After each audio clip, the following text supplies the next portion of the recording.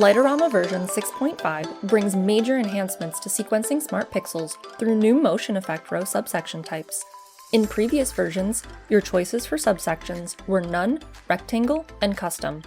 Beginning in 6.5.0, two new options, Horizontal Buffer and Vertical Buffer, are now available, which means motion effects can follow an exact path based on your selection of pixels. Let's dive in.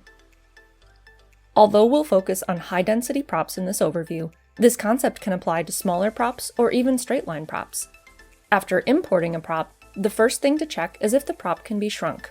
Because pixel selection is important for this new feature, you'll want your props as small as possible without compromising the design.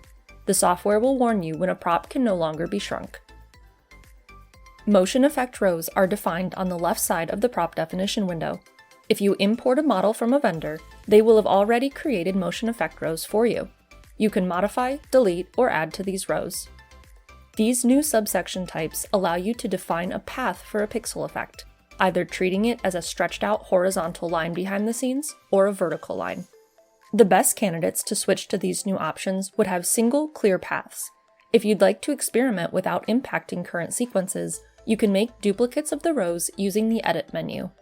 The copies will appear at the top. In prior versions, using a single block effect on this subsection would cause the effect to go fully sideways over the whole area, exactly as the pixels are placed as a flat grid. If we switch this row to a custom horizontal buffer, we now see a blue line appear, showing the new path for effects. Zooming in shows you the exact order, meaning that the same single block effect would now travel through this defined line in order. The initial path is created based on the order that the vendor, or you, originally clicked the pixels when creating the row.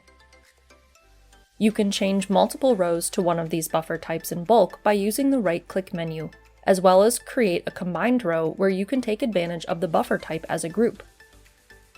Although you can have motion effect rows with the same name, adding a quick suffix can help you remember which rows are which. Let's switch gears. How do you draw your own buffer rows or change the path the vendor chose?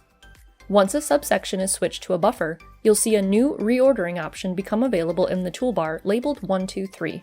Although you can use the typical pencil and rectangle tools, the reordering tool is much quicker. Zooming in helps you see the current order of the pixels.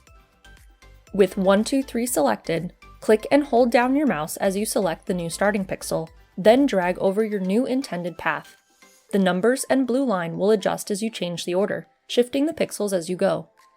If you need to let go of the mouse for any reason, holding Shift when you resume jumps back to where you left off. Clicking without Shift would restart at number 1.